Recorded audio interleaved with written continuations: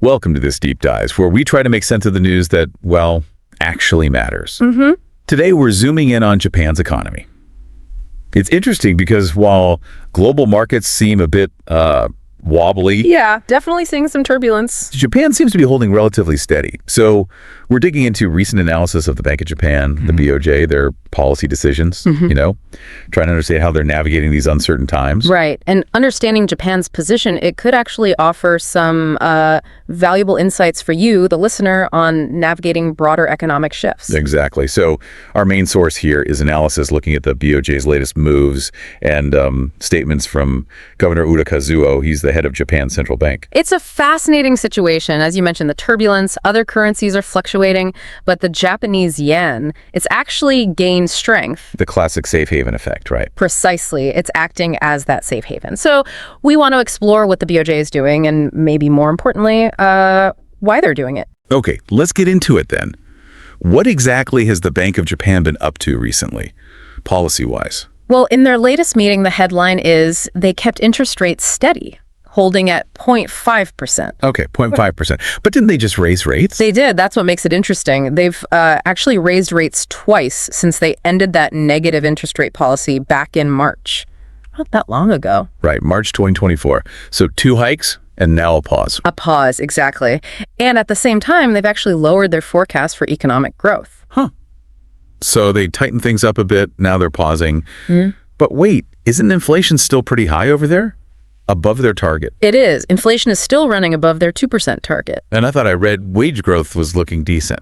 It's been described as robust. So you have inflation above target, robust wage growth. Which normally screams hike rates again, doesn't it? Typically, yes. That would be the textbook move, perhaps. Okay. It's just maybe further tightening is needed to, cool things down. But they're not doing that. No. And Governor Ueda has been pretty explicit about his caution. Okay, caution. Is it just general things are uncertain caution, or is it tied to something specific? It seems quite specific. He actually highlighted the need to, and I think this is a direct quote, carefully assess the remaining uncertainties surrounding tariffs. Tariffs. Okay, so trade tensions. Exactly. That seems to be the key factor. There were calls for perhaps more aggressive action, do whatever it takes kind of thing. But his response points directly at these trade uncertainties. It really shows how much global trade jitters are influencing their policy thinking right now. Got it. So even with positive domestic signals like wages and inflation, the potential storm clouds from international trade are making the BOJ hesitate. That's a good way to put it. They're hesitant. So if we try to boil this down, what are the key things for you to take away from this? Yeah, what are the main points? Okay, first, Japan's economy. It's recovering moderately. It's on a recovery path. But there's a real concern this recovery is vulnerable. Vulnerable to trade disruptions. Precisely. Global trade issues pose a significant risk.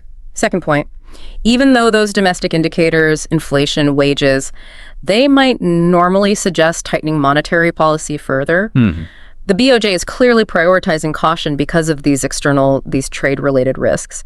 They're choosing stability, perhaps, over fighting inflation aggressively right now. In the yen. Yes. Third point. The yen's strength recently really underscores its role as that safe haven asset, When global markets get unstable, investors often look to Japan. Why is that, typically? Is it just history? It's partly history, but also Japan has significant foreign currency reserves and historically lower inflation compared to many places. That makes the yen look, safer in uncertain times. So it sounds like a real balancing act for the BOJ, trying not to derail their own recovery because of potential problems coming from outside, particularly trade. Exactly right. It's delicate. They've made some adjustments already, ending negative rates, those 2 small hikes. But the emphasis now seems to be wait and see. Observe how these global trade issues, these tariff uncertainties, actually play out. Which leads to a pretty interesting thought, doesn't it? It does. It makes you think, well, how do shifts in global trade uniquely impact economies that, on the surface, seem domestically quite stable?